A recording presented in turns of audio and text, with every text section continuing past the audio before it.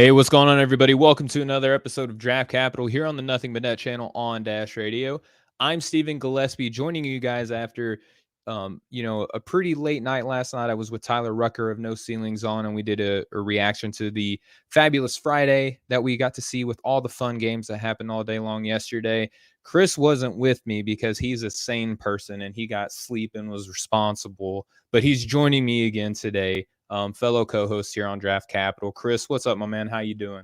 Hey man, I was busy at the Garden, watching the Knicks take a massive L. So that was disappointing. But yeah, there was some fun games last night. I got to catch some of them, some fun games, last night. So other than the disappointing loss with my New York Knickerbockers, some good basketball last night.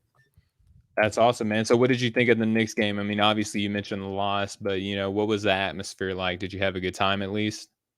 I mean, the atmosphere is second to none. I mean, even in defeat, it's still very loud in there. Yeah, it was great. It was great to get back to the Garden. I haven't been there in a few years. Didn't really have good reasons to go there, as they've been bad. But yeah, it was definitely fun to be in that atmosphere. Big game.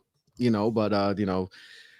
tell people the Suns team is really good. So, Oh man, you could get disappointed in the loss, but you know that you're going against a juggernaut. That team's really good and they're hungry. So, that they're really good. So can't get too disappointed, but great atmosphere. The Garden is really a special place. yeah, and that's, I mean, like you said, at least you didn't lose to the Houston Rockets or anything like that, right? You lost to a pretty good team. I think they went pretty far last season, if memory serves me correctly. So, Yeah, they're you, doing pretty good for themselves. So, can't get too down on that. The initial reaction is like, like how did this happen? But it's like at the end of the day, they're really, really, really, really good. So can't get too mad. That's right. That's right. All right, Chris. Well, today we got a very special show lined up. We are going to be joined by one of the best reads that you guys will ever find out there, as far as NBA draft content. Goes by Maxwell BaumBoards on Twitter, but his real name, his government name, as they say, is Maxwell Baumbach, and he's joining us here right now on the show. Maxwell, how you doing, brother? I'm doing great. Thanks for having me on. I'm excited to be here and talk some draft with you guys. Oh, dude, the pleasure is all ours. Chris and I were discussing, before we got you on, I hit Chris up, man, and I was like, dude, this Maxwell guy, he's really sharp, and you've been kind of all over the place on Twitter lately, getting some shout outs by some pretty prominent draft, people. Our buddies over at No Ceilings were hitting you up, and then the big dog himself, Chris, Chad Ford, excuse me, hit you up and was like, hey, go check out this guy's stuff. How did that feel, man? That had to be pretty incredible. It was wild. So I've obviously been a really big basketball fan since I was a child. Followed the draft really closely, pretty much my whole life. But 2018 is when I started to get deeper into following the draft process.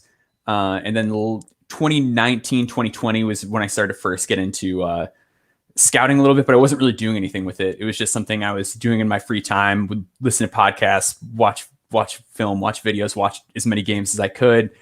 And then just this summer decided to do something with it, started the BaumBoards Substack, started writing, and did not anticipate any sort of acclaim or anything like that at all anytime soon. So just getting the respect from people like you, from people like the No Ceilings crew and Chad Ford has really just been a whirlwind, but it's been awesome. Could not be more grateful. And Chris, it's really not a surprise because, like I said, we checked out his written work. Tell the listeners a little bit about what your impressions were from Maxwell's work before we get going into the show. Yeah, I just like the in-depth, analysis, and it was just I always respect people who put that the time and effort into writing and about these prospects and all that. So to me, it stood out to me, and every time you post something, I'm always trying to read. So I respect everything you do, man. You do good work. So that's definitely respected. Awesome. Thank you so much. Yeah, man, no problem at all. So anytime we mention Chad Ford, we always have an excellent segue into our sponsor, Built Bar, because Chad Ford, just like us, is sponsored by Built Bar. And unlike all the other bars that are out there that taste either like old Play-Doh or a piece of cardboard, when you eat a Built Bar, you will think that you're cheating on your diet with a delicious chocolate dessert. If your kids find out how good these things are, you're going to have to buy more because they're going to be begging for them. With such great flavors as cookies and cream, double chocolate, strawberry, peanut butter brownie, and much, much more. Everybody in your family is going to want to eat these things up. There's also a mystery flavor that if you guess correctly, you could win a prize. Just go over to built.com, enter in promo code off the ball. That's off the ball without any spaces and all caps at checkout to get a 10% discount at built.com. So, gentlemen, we have a great show lined up. And, with all the games that happened yesterday, I would love to say that we're just going to sit here and talk about Chet versus Paulo and who's going to be picked number one overall. You could go find another podcast to get that information because we're going to dig a little deep here because with a guy like Maxwell here, we got to pick his mind on some of these kind of on the fringes is what you were referring to earlier. Before we even got onto the show, Maxwell, talking with you was such a pleasure. And you talked about some of these guys that are on the fringes. Before we even get into the names, why don't you just indulge the audience here a little bit about some of these fringe guys and what do you think is so fun about evaluating these guys that may or may not even get drafted? Yeah, to me, it's just the most exciting part.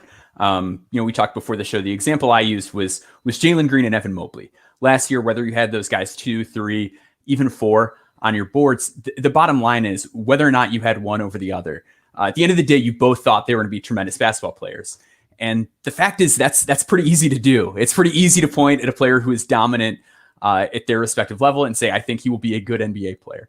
Where it gets a little trickier is when you go further down and you're trying to find guys that are currently the star of a college team, but might not have an easy fit in the NBA schematically. They won't be the best player on an NBA team, or players who are a role player on an excellent college team, but you wonder, is this translatable? Can they still be an elite role player at the NBA level?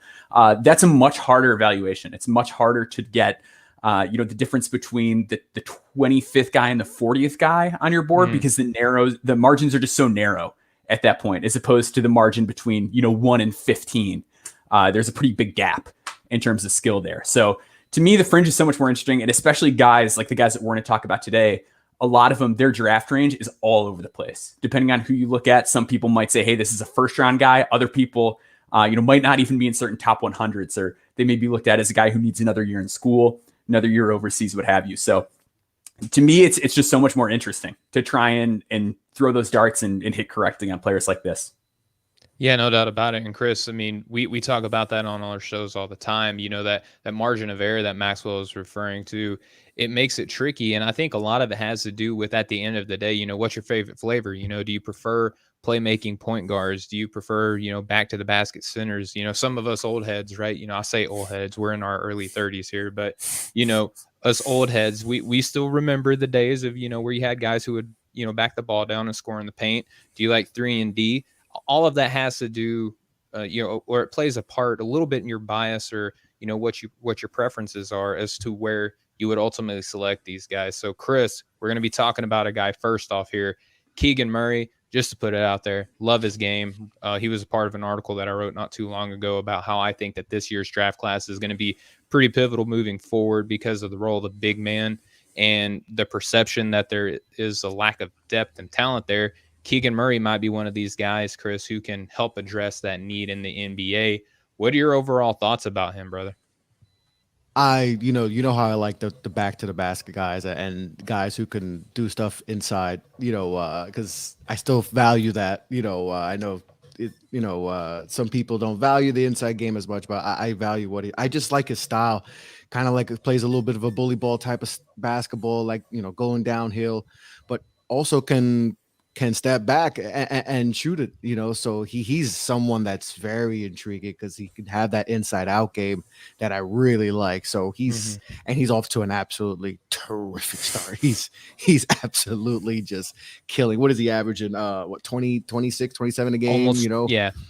Like he is absolutely, all his shooting splits are very good, and he's just playing a great style, has all the length, everything you want in a player. So he's a lot of fun to watch. You know, someone that could do you know, inside out. You don't see a lot of those guys who could translate from the inside to the outside. You know, we see a lot of guys who have that potential to maybe go outside and shoot it. Right, we see glimpses. He's shown it, and he has a nice form. Everything looks crisp. I don't know what's not like about Keegan. He's very. I've seen him jump. I've seen people have him top 6, 7, and you know, I don't know, you know, if that's too crazy or too far fetched, but you know, he's definitely skyrocketing, you know, up people's boards. And this so far, like I said, it's a little short sample size. Like we talk about that a lot, but still, we're seeing some good basketball from him. Yeah, and we're seeing good basketball across the board. And, you know, Maxwell, I'll turn this over to you. Keegan Murray, you know, he's about 6'8", around 215 pounds. NBA Draft Room has him 23rd on their board. Tankathon has him 7th. NBA Draft.net has him 55th. He's not even listed for Bleacher Report. Talk about wide range, right? Yeah, that's what I'm talking about. But 27 for ESPN. It's insane. 27th for ESPN and Rookie Wire, 22nd for Sporting News, 9th for Sports Illustrated, and our own buddy at the network, Ersin Demir, has him 65th, but he hasn't updated his board in a while, so he's probably up a little bit higher. Maxwell, wide range, kind of a fringe first round pick. I mean, if you're going to average all of these, he's probably, you know, a late first rounder. One, do you think that that's an accurate assessment? Two, if not, where do you think his kind of, like, if you could try to trim down a window for him where he might get drafted, where would you be comfortable taking him as of right now? Yeah, I do think he's a first round talent. I think the one thing that people need to be careful with Keegan Murray, first off, a lot of people have pointed to strength of schedule and said, well, Iowa, you know, they're not really playing anybody yet. He's just beating up on these small schools. That's what I want to see him do. I want to see him do this to small schools. Last year, he was playing, you know, 15 minutes a game, and he was a tremendous energy guy. One of the best, just come in, give some energy, you know, dunk the ball, block shots, get in passing lanes. That was his game. The question was, how did it scale up? Was he ever going to be a guy that you could play for prolonged stretches and still produce at that same clip? And we've seen that he can. And even if it's against low-level competition, this is exactly what I want from him. And Chris mentioned, too, his shooting mechanics, a lot cleaner than they were last season. He used to shoot a very flat ball. And now it just looks like a normal jump shot, which is exactly what you want. So to me, first round sounds right. The one thing we do need to hedge on with Keegan Murray is a lot of people see the sophomore tag next to his name. He is going to be 22 on draft night. He's very old for a sophomore. So I think a lot of people are a little too excited about that. And, you know, not to say he's not going to be productive or a great NBA player. I think the skills are there. But to me, I think he's a first round guy. I could see him going lottery potentially, just because I don't think there are a lot of guys that can truly play both the 4 and the 5 so well. There's not a lot of guys that have his size that are both so explosive laterally and vertically. It's usually one or the other. Usually you get guys that can slide their feet really well or can contest at the rim very well. Keegan Murray does have both. And with just what we've seen with this jump shot this season, I do think he has a lot of areas where he can contribute. I also think there's an opportunity with him in that Iowa does not use him as a screener on the ball. Iowa runs very few ball screens. I pulled it up on Synergy. 4 plays as a pick and roll man this season, on which he scored 8 total points. So he scored every time they've used him as a roll man. Pretty proficient. But it's an area where, like, I think he'd be good. Like, he has all the tools to be good at it. He has the frame to screen. He has the agility to roll, the leaping ability to finish a lob. It's all there. So to me, I think he's certainly a first round guy at this point. Yeah, that's fair. And Chris, I'm going to throw out a couple comps that I have. I'm trying to become a better comp person because, you know, listen, if truth be told, I'm having a conversation just across the table from a guy like you, Chris, or Maxwell, I may refrain from comps, but, you know, to help the listeners who may not have been able to see him, just to kind of conceptualize a little bit what his game might be at the next level. Chris, I'm thinking of like an Al Harrington type guy. I'm thinking of an Antoine Jamison type guy, people who can handle, who can shoot, who can rebound, who can defend, guys who can do a little bit of everything. Jeff Green. Al Harrington could sneak up on you and dunk on you. Like, Al Harrington didn't show his hops a lot, but sometimes Al would take it to the rack and get on you. Yeah, I mean, just one of these players that, again, you know, Maxwell, you pointed to this. Maybe not a guy who's going to be, you know, a first, second, maybe even not a third option on a team, but you know, a term that I'm growing to use a lot more, like a connector type player. You know, he can fit in a lot of different positions. He has a role no matter what kind of sets you want to run, no matter you know, where on the floor that you're trying to emphasize. I really feel like Keegan Murray can you know, maximize all of those aspects of his game. Chris, what do you think about those comparisons? And do you see any merit in that, or am I just crazy? Yeah, it's always tough, obviously, with comps and all that, because you don't want to, you know, for me, it's tough to compare and all that. But like the Al Harrington comp is a comp that, you know, I like that comp a lot because, like I said, he is a sneaky athlete. You know, you might not think he's a great athlete, but you know, long arms. The Al Harrington comp is, like I said, Al Harrington will sneak up on you, right? You think everything's in the perimeter, he goes driving and he'll go dunk on your head. So Keegan Murray, he could definitely do that. So I definitely like that comp. You know, you good with your comps. I'm trying my very best. I'm not. I forgot last week you hit on a couple that I liked a lot, but I forgot which one that I liked a lot that you comped really good. I'll have to go listen back. I can't remember off the top of my head. And so Maxwell, one, are you a comp guy? You know, I'm kind of getting to know, Chris and I are kind of getting to know you a little bit. Are you a comp guy? Do you see any merit to the ones that I've thrown out? I think it's really helpful in terms of just generating sort of like a big picture overview on who a prospect is. I think they're really helpful, but I don't think they're like I don't think you should go solely off the comp. I don't think you should look at it and be like, oh yeah, this guy. So I'm drafting Al Harrington when I take this guy, because there's always a lot of subtle differences between players. But I think it's a great idea to just give people a general view by being like, yeah, there's a little bit of this guy, a little bit of that guy in there. I think it's a great way to just give people an idea. Do you see Al Harrington in a Keegan Murray? I do. I had not considered that at all, but I kind of like it. The other guy that I thought of a little bit is, and you know, he has a son in the NBA right now, but Kenyon Martin a little bit, just in terms of a guy who can kind of scale up or down, and you can legitimately play 4 or 5, even though most of his career he played the 4.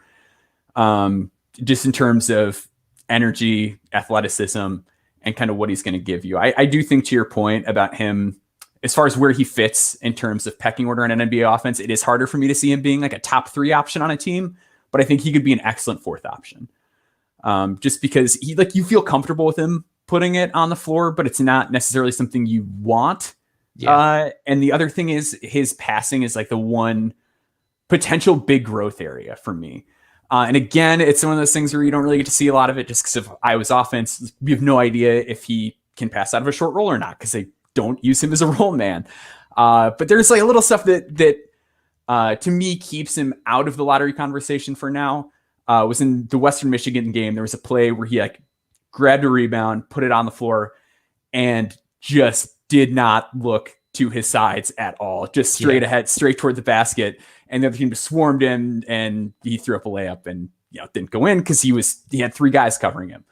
His passing vision's not great, and that's something that I put a lot of value into, just because in general, if you look at championship teams, the guys who play big minutes for them usually all at least average or above average passers for their position. So that's my one kind of like reservation with him. And I think passing would be a really good swing skill for him moving forward. Excuse me there. And that can take him over the top. Yeah. Yeah, and I mean, considering too that Iowa just lost, player of the year type player in Luka Garza and Weiskamp as well. I mean, the fact that Iowa's even maintaining any sort of relevancy, I think a lot of that rests on the shoulders of Keegan Murray. So Maxwell, Chris, we're going to move now from Keegan Murray to a guy who I know a few people that I respect their opinions a lot are really high on, Bryce McGowens. And as of right now, I can understand the appeal, but I am not with them fully on the concept of a Bryce McGowens being a mid to late first round pick. As of right now, my opinion could change with more and more evidence as it comes along. But Maxwell, Bryce McGowens, to me, screams the ultimate type, microwave type player right now. And that's pretty much it as far as what I'm seeing right now. Talk to me a little bit about what you're seeing with Bryce. Yeah, Bryce is one of the hardest guys to evaluate in this class for me. just on a game by game basis, I feel like we've seen a lot of different things from him. He'll have a big scoring game and Nebraska will lose to a team that they shouldn't lose to, or a game, where he'll play a little bit better. And it's a lot of up and down. I was watching his game the other day where he traveled 3 times off the catch. So he'd catch the ball, and before going to his move, he would just get happy feet, travel, turnover. It's like little stuff like that. And he's just really got to clean it up. And then other times, he'll just absolutely cook in the mid range. He's got these step back moves. He's got this beautiful turnaround jump shot. So there's these glimpses that are just so exciting.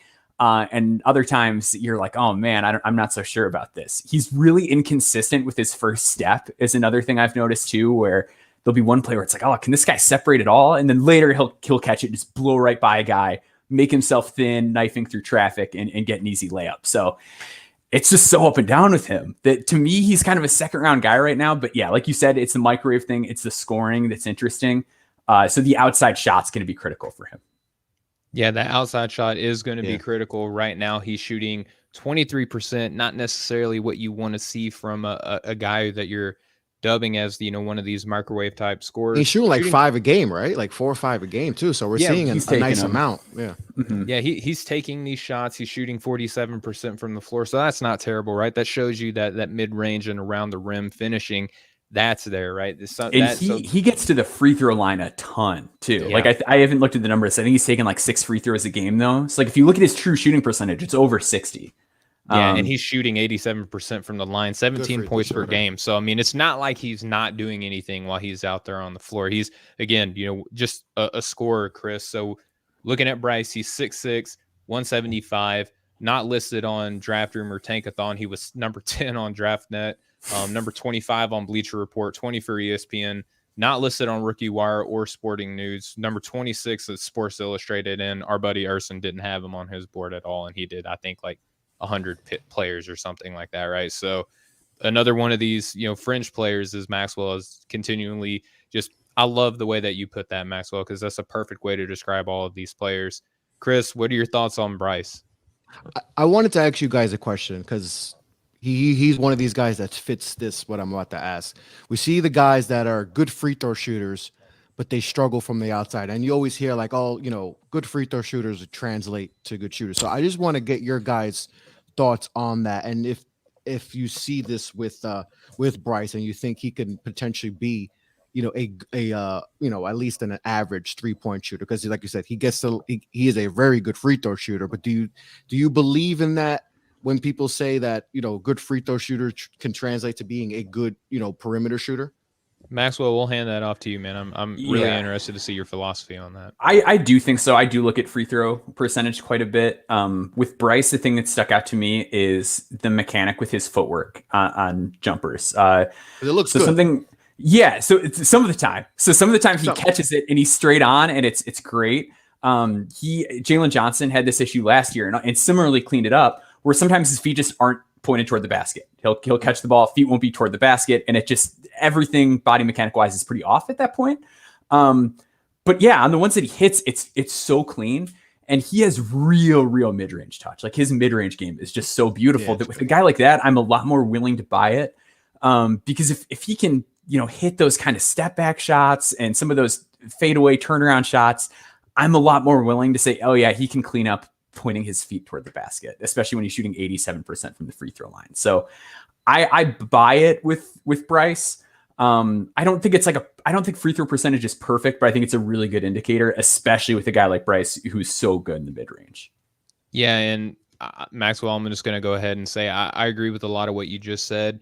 It really depends on the shot mechanics, right? Like if you have a funky shot from the free throw line and you make it fall, but you also have that same funky shot, and when you're contested, it's just like, I understand why sometimes the free throw percentage looks a lot different than the actual shot when you're being contested, right? Because there's more pressure on you. You don't have 8 seconds to get your shot off, right? You have a split second to get your shot. So I hate to use this answer, but it really just depends. But with Bryce's, his game overall, I do think that you can look at the free throw percentage and you can look at that mid-range that Maxwell was just touching on, and you could buy that Bryce could turn into an average 3-point shooter. I do buy that, Chris.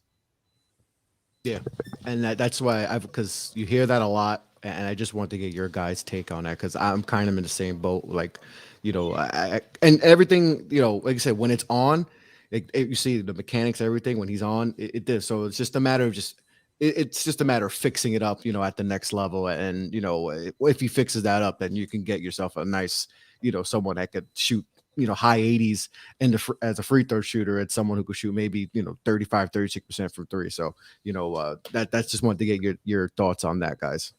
And if I could throw out a quick question on Bryce for you guys, because this is like the thing that I'm having the hardest time in terms of evaluating him, that I just want to hear more people talk on this, because I feel like with these fringe guys, you don't get the same kind of focus on them. So one of my concerns with him was just sort of separation, what he does with the ball.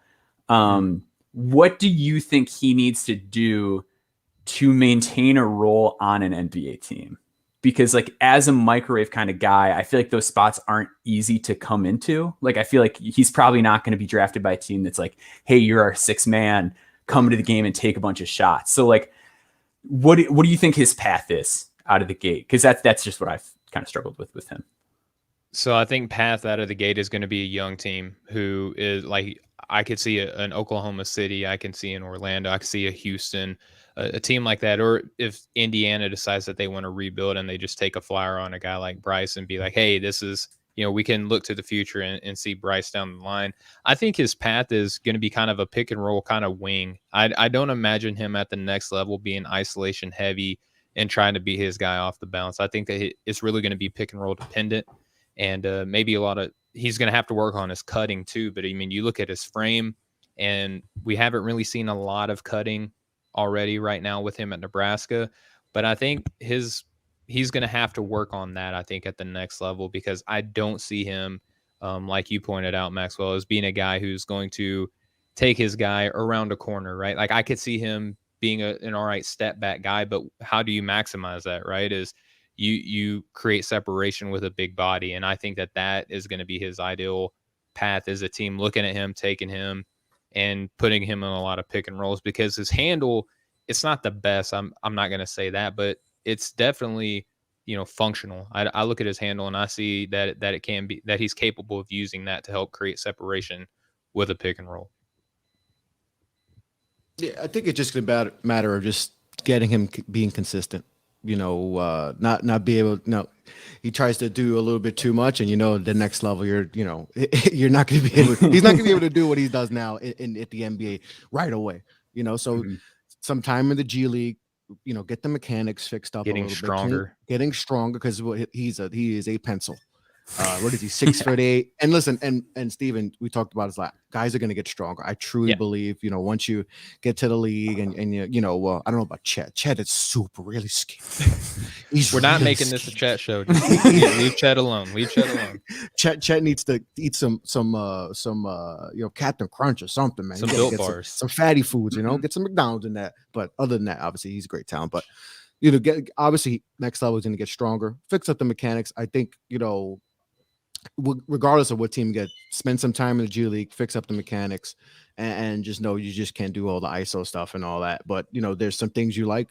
I like his catch and shoot. Some of his catch and shoot ability, like I said, the free throw shooting is a plus. And I think the perimeter shooting out, 3-point shooter will get better. So just clean up, some things. But at the next level, you're gonna get some elite coaching. So I think he can work on those things and might be a solid pro, at the next stage. And Maxwell, I think that was a great question. I'm going to throw one at you now. We're going to stay on Bryce, at least for this last question. Mm-hmm. One thing that I noticed with him was defensively that his footwork is just not good. I noticed that he plays defense more with his hands and his arm than he does with his feet. And especially if you're going to be a little bit more on the slender side, you're going to be guarding perimeter players, you have to move your feet. And he's athletic. I mean, it's not like this guy is bereft of, any sort of, physical gifts, but I look at him defensively, and I think that's my biggest concern with him moving forward. I think that there's some things that you can fall in love with offensively with him, straight line bursts and handling enough. You can buy into that, but defensively is where I'm just like, I need to see marketed improvement over the season with him on that end. Is that something that caught your eye as well, Maxwell? Yeah, a little bit. I do really like Chris's kind of idea as far as just having him in the G League first, because I think that will not only like allow him to get that kind of coaching and clean stuff up, but I think it'll also give us a better picture as to what's really going on defensively. I'm a little more willing to give guys a pass when they have to take on such a high usage role on offense in college. So I do wonder, like he's got pretty good offensive footwork. So I'm a little more willing to think like, oh yeah, maybe he's just not putting that much effort in on defense. But that is a concern, and I do still worry. Again, I agree with Chris 100%. I'm like, hey, guys will put on size in the NBA, and I think it drives me nuts. And people are like, oh, he's thin. It's like, just give him time. He's 18. It's gonna come around. But yeah, I think that'll come eventually. But early on, I think he's just a drive target. I think people are just going to try and get through his chest, and he's going to have to. And that's a big adjustment too, to go from not really being totally tuned in defensively to being tuned in. His tools in terms of his length are going to give him a little bit of cushion as far as what he's able to do off the ball. But yeah, on the ball, I'm iffy on his footwork. I don't like how thin he is on that side right now at the point of attack. But I do think he's probably a little better than we're seeing, just because I don't know that the effort's all the way there. That's fair. That's fair. I mean, the usage aspect of it definitely plays a part. So we're going to roll from a guy who has, a little bit of a slender build and pretty offensive game to a guy I think is the exact inverse of that right now. That being, Kadary Richmond, who transferred over from from Syracuse to Seton Hall, and had a lot of hype surrounding him coming into the season. And Maxwell, we talked about this before we went live. He just had a really good game. I believe he scored 12 points. And that's really been the highlight of his season so far, at least in my opinion. He's a real athletic player. I mean, he looks like he could be a really good defender if he locks in. If he completely sells out on the defensive end, I think he could be a problem at the next level. But offensively, just looking at some of his counting numbers, he's averaging a little over 6 points per game, 4 rebounds, almost 2 assists, a steal per game, shooting almost 39% from the floor, 25% from three, and 67% from the line. Maxwell, I'm really curious to see what your expectations were with Kadary coming into the season, and how has he, played it in relation to that. Yeah, as far as expectations go, I did a big piece on returning college players. I think I had him like late 20s as far as like just players returning to college, because it was so hard to know what to make of him at Syracuse. He had all this buzz. He's a great defender, is an interesting playmaker. And then he goes to Syracuse. He plays in a 2-3 zone. So even defensively, it's not really a scheme built toward what he does. And then on offense, it's very methodical. It's very slow. And it kind of took away a lot of the tools that he has as far as, grabbing and going, moving in transition, things like that. So I was just kind of agnostic toward Kadary Richmond, because it's like, I really That's don't fair. Know. I don't know what to make of this guy coming to the season. And so far, I'm still kind of in that same space. I've got some real concerns offensively. On the defensive end, I love him. I think there's like a real chance that he's just a complete monster on that end in the NBA. He's so great at using his length. He'll poke the ball in passing lanes. He gets his hands on the ball all the time. He grew this offseason too. And like, it's visible, like on the court. There's been times where I've been watching Seton Hall games and I'm like, oh, is Kadary not on the floor? And it's like, oh no, that's Kadary. Kadary's just 6'7" now. He just grew 2 inches at age 19. So, and he's not defending at the top of the zone anymore. He's defending in the bottom corner now. So he's lining up in a different spot from where we're used to seeing. For sure. So I really like Kadary's game on defense. And then on offense, I think he's very interesting. He's a live wire in transition. And there was a game last year where Syracuse played Notre Dame. They were down by a lot. They put in Kadary. They started to play more up tempo, and they overcame this huge deficit, ended up winning the game. It was Kadary's best game. His on-off numbers were always great there. So now we're getting to see him a little bit more in sort of an up tempo system. But the jumper is still a little hitchy, especially in the legs. There is a lot of leg flow. I like that word, on. Hitchy. I'm gonna start using that word. Yeah. So that's the tricky part. It's like, I think he could be an elite NBA defender. I am all in on him as a defender. And even like as a passer, I saw him throw a live rebound pass in a game this year where he grabbed a rebound with one hand and just slung it to another teammate, like perfectly, who was wide open. There's some just incredible processing, incredible just ability to react and effectively deliver the ball. But I just don't know that NBA defenses will give him any respect in terms of what he can do. Yeah, and you mentioned the shot. That was going to be a question that wasn't going to go without being asked, at least on my part, because I watch his shot. Hitchy is the perfect way to describe it, because Chris, when Kadary puts up his shot, even just the placement of where it is from, when it's wound up and then when it's released, it's kind of all over the place. And it's even interesting to see some of his field goal percentages and his 3-point percentages where they are. And it's due to the way that this kid shoots. I mean, that's really what I think it is, because they're not bad looks in terms of, where he is positionally on the floor. I mean, that's where you want a guy at his position to be taking shots, but it's just the form. And I don't know if this is going to be a guy, Maxwell, we're talking about these fringe guys. Do you want to take a guy who is probably going to be playing the 1 or the 2, Chris, where he's more of a defensive menace than anything else? And then what's next? Do you believe that you can clean the shot up? Do you want to take a flyer on a guy who is just fast in transition and plays defense? Because I mean, there are teams and there are systems that really do function well with that type of player. But this is where the fringiness of him comes into play. Where is his neighborhood of being drafted? All right, so Kadary is near and dear to my heart because he's from Brooklyn. Okay, that's where I'm from, born and raised. So obviously, New York City point. Stephen, we talk about this all. He's the New York City point guard to the head. Transition, right? Good in transition and all that. A bull and all that, but the shooting, it's not there. It's not. He reminds me of Isaiah Whitehead.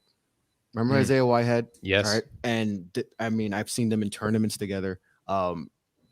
Very similar. And Isaiah Whitehead was, someone that can get to the basket and all that, but the shooting was the problem. And that's why he didn't stick around the league very long. And, that's things you worry about. I was so high on him coming in. I thought he first round pick. I thought that, going to Syracuse was kind of, questionable. Like that was the fit just doesn't really make sense, because you're playing a slow and New York City point guards, they don't like playing. That just messes up your game. And I think that was just a bad fit. And that's why he went to Seton Hall. At least he could play more in transition where he's more comfortable. And, he's struggled so far. And it's crazy that they've still had they could have been undefeated easily. They lost to, I think, Ohio State, right? Easily could be undefeated. And that's with him struggling, not having, great performances. So he definitely has to work on the outside game. But like Maxwell said, the defensive intensity is there. He's a bull. Getting to the basket is not going to be a problem. But like, you need that jump shot for people to respect you, the defense to respect you. And you can easily get, at the next level, if he's there, you'll get chewed up. And that's exactly what happened with Isaiah Whitehead. So it's very similar to New York City point guards. Very similar. That could kind of be what Kadary goes. So we need to see him go. And like I said, it's early. He had a good game last game. So hopefully that's a trend we see going forward. But I hope I'm rooting for him because he's close here and he got skill. I know he's got the skills, got the talent to be a productive college player. So hopefully the move to Seton Hall gets more comfortable because you got to remember he's, last year's COVID, and then you're doing the system that you're not familiar with, and then now you're transferring over, you're getting acclimated to all that. So let's see if he finally gets comfortable, gets going. Last game, solid game. So let's see if that's a trend for him. Maxwell, I'll pose that same question to you real quick before you start rolling into some of your sleepers here. You want to talk about fringiness. I mean, Kadary might be the definition of it right now. I want to pose the same question you asked us earlier. What's his best path to succeed at the next level? Yeah, I think to me, and it's so hard to say this because I love his decision making. I love his defense, but it's so hard to take a guy in the first round that has his shooting issues. And I'm like not really sold on them coming around too, because he's not good at the basket in the half court, which is something I would not have expected based on his physical tools. So last year, per synergy. He was 47.2% at the rim in the half court. So he was in the 23rd percentile of college players, which like you look at his frame, you look at his tools, like that should not be the case. So to me, like there's some real touch concerns there with him. But I do think he might have a path just based on his defense. That's the calling card. And the other thing to me too is maybe just the only other thing that I can think of is just insane attentiveness on offense. Like something that Kendall Brown does really well is he is so aware of when his defender is ball watching. Defenses don't really pay him a ton of respect. They'll sag off of him a lot. But when his guy is ball watching and he knows he can slip behind him on a cut, he does it every single time. So I'd like to see that. I do wonder with Kadary too, if he's a guy, and I feel like this is a comparison that everybody uses for a player that can't shoot. I do wonder if he was on a really good team, if there could be some Bruce Brown potential. If like, because I mean, that's a guy that like, if he has the physical, he has the body to be able to set a screen, roll, and make a good passing decision in the short roll. But still, he has to be able to finish at the rim, and like that's even an issue for him right now. So to me, a lot of it just comes down to touch concerns and just finding a team that has a very specific need for what he can do. But I think his defensive tools are so good that, I mean, you see guys like a Yves Pons get picked up, and he, I think, had a better frame for the NBA, can probably play more positions than Kadary can. But I think teams are willing to gamble on defensive specialists, even a guy like a Scotty Lewis, where I think Kadary is like, yeah, I think he's a better ball handler and decision maker than those guys. But I think his shooting touch is still like pretty far behind both of them. So I think someone will give him a chance, but I think a lot of it comes down to what team he's on and how well he can just hone his scoring. Maxwell, I want to ask you one thing, and we see this from a lot of guys, right?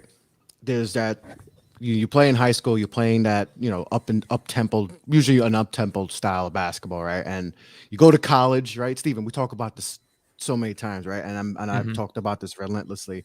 That you go play the high school style, up and down the court, transition, all that, and then you go to college. Obviously, things are going to slow down, right? And do you believe that certain guys are just more suited to play pro basketball than they are at the college level? And I think he might be one of those guys that fits in that mold. Like I said this with Cole Anthony, right? Goes to North. What he was in high school, people were disappointed when they saw him at North Carolina because like, oh, that's not what he did in high school. But I'm like, first of all, the style of basketball they were playing, you would say was, they were playing slower. It's more, and it wasn't suited to his game. So people were like, oh, and then they saw the shot selection and not factoring a whole bunch of things. The team wasn't as good. Roster and all composition, that. Roster composition, exactly, right.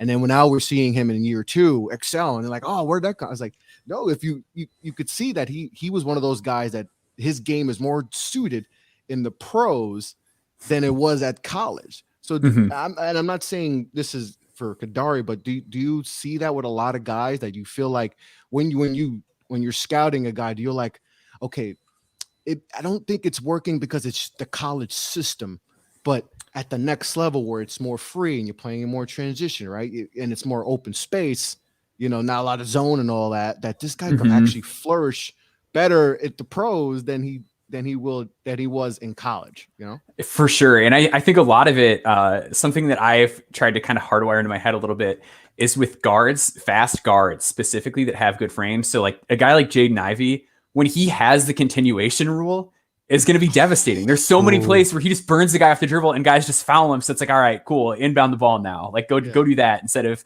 getting 2 points and a foul. So like that's something I try to take into account. But yeah, I do think there's real potential for that with Kadary. And you do wonder too, to your point, like the spacing of the NBA floor and everything like that, maybe he is better with more spacing and maybe that does open more cutting lanes for him. Maybe that just, allows his passing vision to flourish even more than we've seen in the college game. So I do think it's entirely possible. And maybe his defensive tools look better in more space too. Maybe it's more necessary to cover more ground in the NBA than it is in college. And his kind of burst in length is more valuable playing on a bigger court than it is on a smaller court. So I do think that could be a possibility for him. Yeah, and I think if Kadary does succeed at the next level, he would be like one of the poster childs of that case study of the college level to the pros and how different they truly are. So Maxwell, we're going to transition to Jermaine Samuels Jr. Now, I love my Villanova guys. I was super big on JRE last year. I had him as a lottery player. Big fan of Sadiq Bey. All these guys. I love Villanova prospects. So when you mentioned that you wanted to talk about Jermaine Samuels Jr., I was like, yep, let's do it. I can't wait. I'm not even going to lead into this. I want you just to kind of hijack this segment real quick on Jermaine Samuels. Things you love, things to be concerned about. Just ultimately for our viewers and our listeners, please instruct them as to the case for Jermaine Samuels being a NBA prospect. Yeah. So for me, I'm going to just start off with sort of a hot take to preface how valuable I see Jermaine Samuels as. Had he gone pro last year, I would have had him ahead of Jeremiah Robinson Earl on my board. I wasn't a huge JRE guy. So I should hedge on that. I kind of missed on him a little bit. But I just adore Jermaine Samuels. I'm sorry, Maxwell. Just real quick. Did you just say that you evaluated a prospect incorrectly? I did. Wow. I did. I hate to admit it. If you want to kick me off the show, you can. That's okay. I wouldn't have a show if that was the criteria. Yeah. I just had some real defensive footwork concerns, and then immediately he's like, nope, he's fine. So just kind of one of those misses. Yeah. So Jermaine Samuels, I don't think this guy's going to be a starter. Certainly don't think he's going to be a star or anything like that. I just think he's an NBA player. He's 6'7". He's got a great frame, and he can truly guard up or down the lineup. He has good enough defensive fundamentals that if he switched onto a guard, he's not going to get burned, even though he's not, incredible laterally. He's good laterally and just very fundamentally sound, incredible defensive stance. And he can guard up. And a lot of people, I tweeted about this the other day with Keon Ellis. A lot of people focus on guarding up and down the lineup, and they're really just talking about can a forward cover guards. But they're not talking about when my wing player is switched on to a big, can he hold his own? And Jermaine Samuels can. He's very strong, and he has some of the best rebounding technique I've seen, just period, in this draft class. Incredible box out, and he really soars out of the box out to get a rebound. I love a good box out. I don't know. It's so great. I harp on that so much, even as a 32-year-old man. I'm like, even when we're playing in the playground, I'm like, God, if you boxed out, we would have got the ball. And people don't like boxing out, but a good someone who boxes out is, to me, they should be top 5 pick automatically. Okay. But he's such an awesome positional rebounder, and it's solely just based on technique. His motor's always running. He's a Villanova guy, so he's not going to make a ton of mistakes. You're going to trust him, yep. Exactly. He can protect the rim off the ball a little bit with some help side defense too. Pretty good offensive player in terms of putting it on the floor. His shot's gotten a lot better. Yeah. There are just year by year, percentage wise, his 3-point percentage goes up every single year. So I trust it. It's still not all the way there. He'll leave some really short, sometimes usually off the dribble. But to me, his problems are things that aren't going to be issues that he'll encounter often in the NBA. He's not an incredible athlete. That's fine. There's a lot of guys in the NBA that aren't. He'll pick up his dribble in the post and kind of get stranded a little bit, or he'll pick it up too early in the mid range. But he's not going to really be in those spots with the ball very often in the NBA. Exactly. So I just see him as a guy who is going to play phenomenal defense. He's going to allow you to play big or small. He's low maintenance. He's not going to need the ball. And his skill set is going to allow him to do a lot of different things because he can cut, he can shoot. He's very physical, so he can set screens. So if you want to park him in the corner, you can park him in the corner. If you want to use him as a screener in scissors actions and then have him pop for a 3, he can do that. He can pick and roll. He can pick and pop. He can run the floor. He's going to eat a lot of sins for your team. He's going to take care of a lot of the dirty work. And when you just look at 3s and 4s on the back end of rosters, there's not a lot of guys that are super well-rounded, and I think Jermaine Samuels is. Yeah, Chris, I mean, looking at this guy, he's 6'7", 230 pounds. In a lot of places, he wasn't listed as a top prospect. I'll just say the places that he was. NBA Draft Room had him as their 50th best player, and our buddy Urson had him as 57th. Nowhere else had him. As of right now, I mean, boards are changing. I'm in the process of putting together a board myself, so we'll see where I have him. But Chris, averaging 14 points per game, almost 6 rebounds, almost 2 assists, almost a steal and a block per game, shooting 50, 40, 67% from the free throw line. Love my Villanova guys. Super switchable. Can play a lot of roles, as Maxwell just so eloquently stated. Tell us how you're feeling about Jermaine Samuels. I like him a lot. Just a well-rounded basketball player. Like I said, nothing flashy, nothing sexy, just a good basketball player. And that's like the Villanova standard. Like they're not going to give you superstars, but they're going to give you some really good pros. Guys are going to be glue pieces to teams, and that's what he is. And I know people may harp on like, well, he's been there 5 years and all that. So some people use ageism. You know what? It's so gross. Yeah, he'll be 23 on draft night. Yeah, he's old, he's this and that. But to me, you have to look at the progression he's made year in and year out, and that's where I see as a player who's ascending, who keeps getting better, right? So that, and he's mature. Took a year eligibility and worked on his game, and now is definitely, to me, on the path to being a draftable prospect for sure. I have no doubt about that, and. The shooting is improved. Like you said, the frame, he has an NBA frame already. So that's, being in Villanova, being around that system, that winning mentality, he's going to go in and he's going to be able to contribute right away. There's not that going to be that learning curve that we see with a lot of these guys that are 17, 18 years old that will be going to the league next year that need a few years to develop, right? He's going to come in right away, know his role. Right, he's going to star in his role. Right, you're not going to ask him to shoot 15 shots a game. He's going to star in his role. He's going to make a team really happy. As that 8 to 10 guy off the bench, and he's just going to be he's going to solid pro. I trust Villanova guys. I just trust Villanova guys, and he's gets to the basket good. Like I said, knows how to use his body when he gets there. So a lot to like about him. Yeah, no doubt about it. So Maxwell, what we're going to do now is we're going to close for the radio segment here soon on the Nothing But Net channel here on Dash Radio. Would love for you just to kind of go ahead and put out where folks can find you, and then we'll continue on with our last prospect, Malcolm Cazalon, for the podcast. So Maxwell, if you could just please let the people know where they can find you and your work. Yeah, absolutely. Thank you so much again for having me on. My Twitter handle is @BaumBoards, BAUM boards.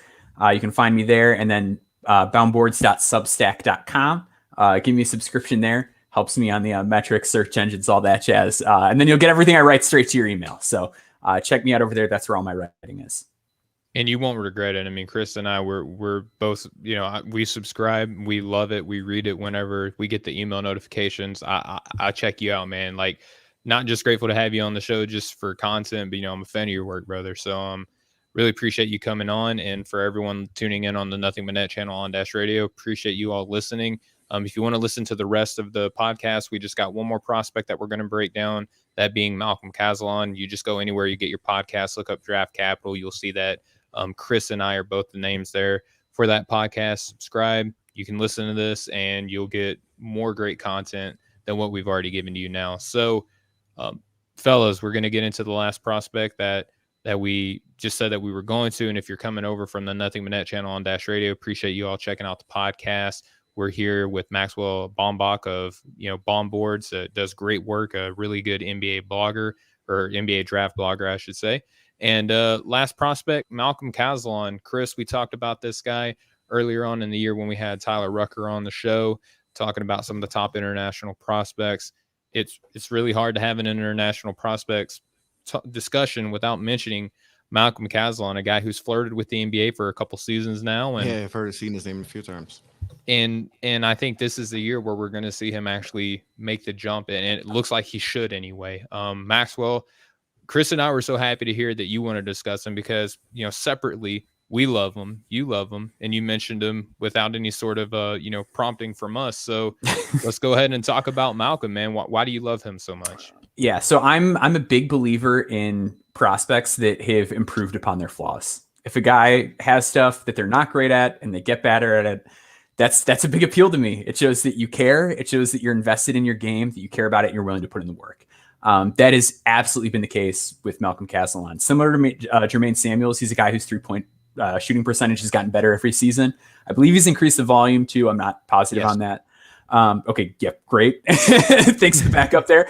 Also, And then on top of that too, his ball handling is way better. So he was last year in the draft cycle, I wasn't too big on him. He was one of those guys who was advertised as a combo guard that like kind of should not be a combo guard. Correct. And this year his decision making is so much better. It's night and day. His handle looks really smooth, and he's able to make really good plays at really high speeds. He's not Jaden Ivey as an athlete, but he's still a plus athlete, I would say. And he's just got real burst. He makes good decisions. He's got great athletic tools that should lend themselves to him being a good defender in the NBA, and he can shoot. So with 3-and-D being in vogue, him being 6'6", and having just improved dribbling and playmaking craft, I think there's a chance that he's a dribble, pass, shoot guy that can also defend. And that to me is kind of the big selling point with him. Yeah, I mean, that's a common theme that you'll see amongst a lot of international guys, what I call the DPS game that you just touched on, the dribble, pass, shoot.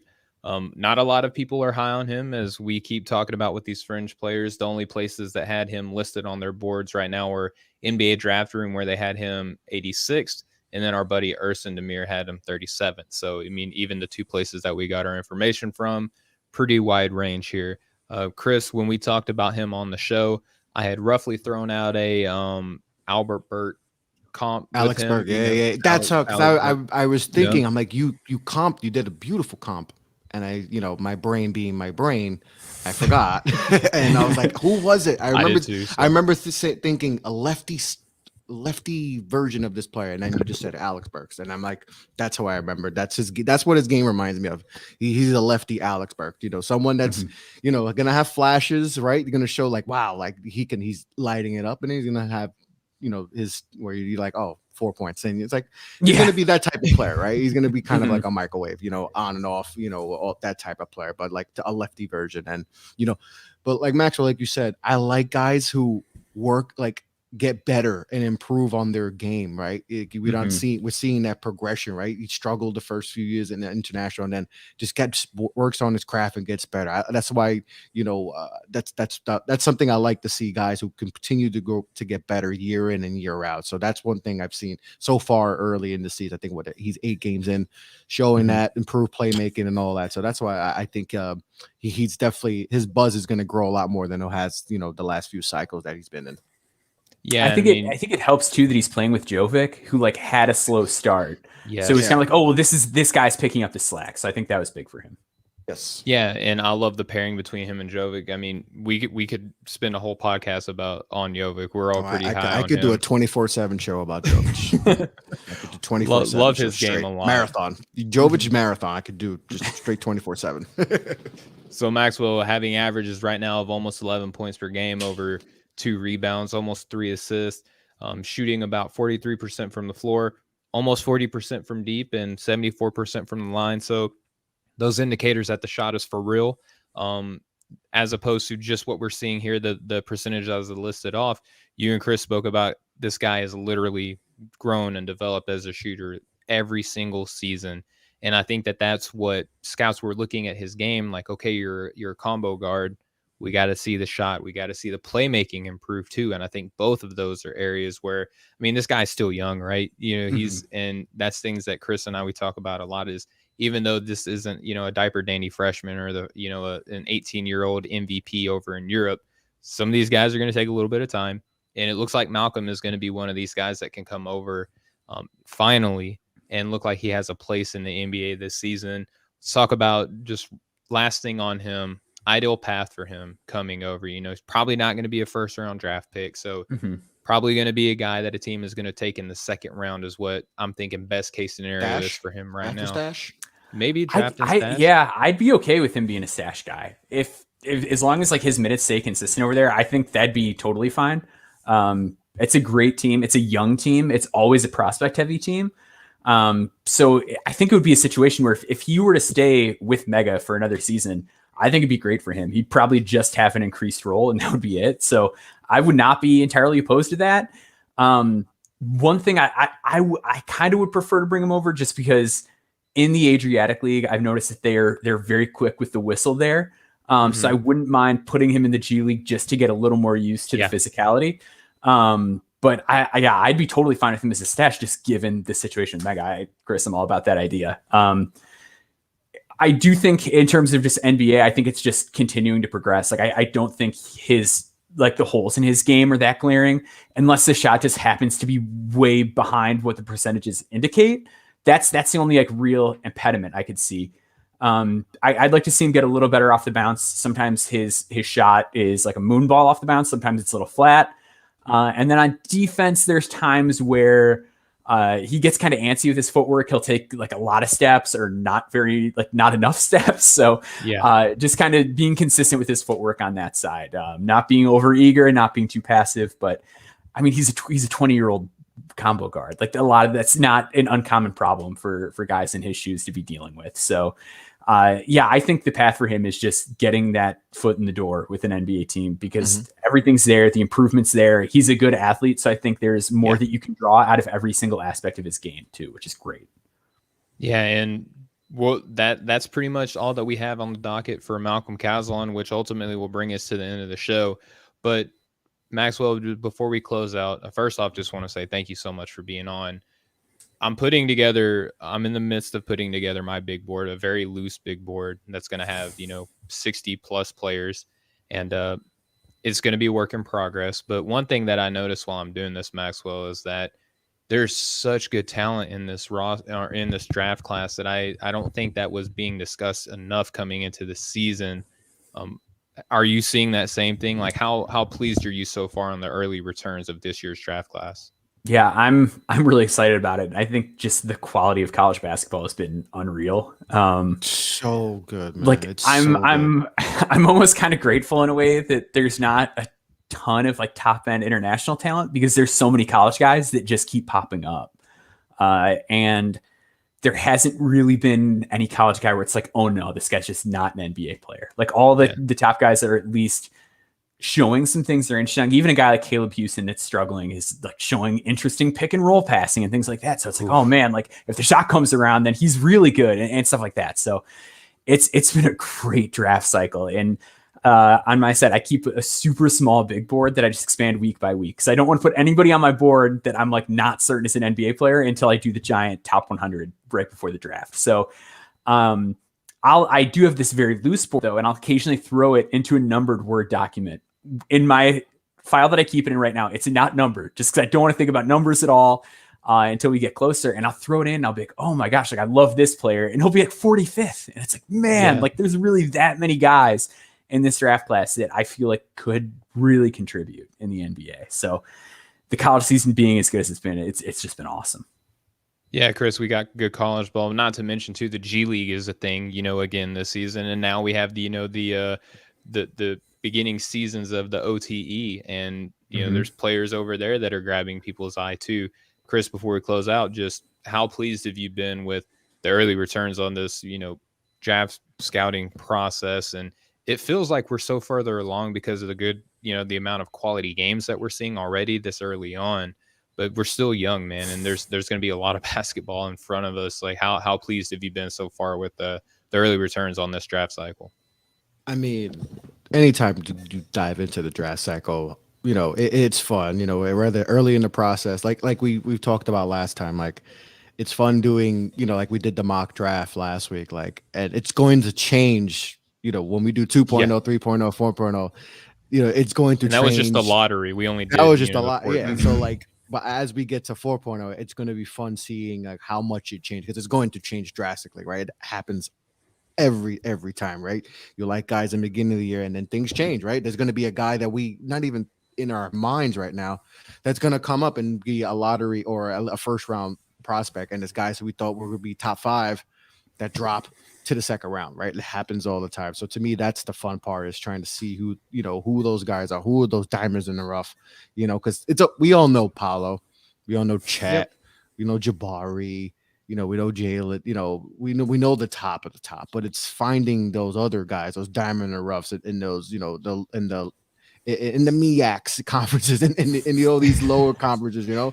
finding those guys in the Sun Belt, all those guys. To me, that's the fun part, right? Because there's so much talent, they're not just at Duke, at Kentucky and UNC, all these, Gonzaga. There's just so much talent spread around. It's just it's fun trying to figure out who that guy is. And that's the fun part about doing all this. So I love getting all the information from everyone, just seeing, all right, who's this? Oh, I haven't heard about that guy. Let me go and know that. Right. To me, that's why Write I his like name down. That's why draft Twitter is so much fun, because you hear, like, you'll see a guy that you haven't really done a lot of your homework on. You're like, okay, and then you dive into, like, oh, you just adding guys to the list of guys you want to evaluate is fun. So it's really fun doing all this, man. It's a blast. It's so much fun. It doesn't get any better than talking, NBA draft prospects and things like that. But, Maxwell, appreciate you so much for giving us so much of your time for today, and indulging us on talking about some of these fringe players that you wanted to bring to the table. Again, before we close out, brother, I would just love to give you the platform as much as I can, just to promote yourself and the tremendous work that you do for your BaumBoards projects that you have going on. Yeah, again, thank you guys so much for having me on. Love listening to the show, watching the show. So to be on it, it's great. I really appreciate it. My Twitter handle is at BaumBoards, BAUM boards, and BaumBoards.substack.com is where you can find all my written work. And then on the Twitter, I'll kind of throw out thoughts here and there, some clips here and there when something interesting comes up, catches my eye. So everything is going to be in those two places. So that's where to go. All right. And he's tremendous follow for anybody out there watching, listening right now. Just go and follow at BaumBoards for some great, just NBA draft discussion, and go follow him on his Substack as well at BaumBoards.substack.com. So for our tremendous guest, Maxwell Baumbach, our co-host here, Chris LeBron for Draft Capital from the Off the Ball Network. This has been Draft Capital, and we will catch up with you all next time. Much love, everybody. Peace and love, everybody.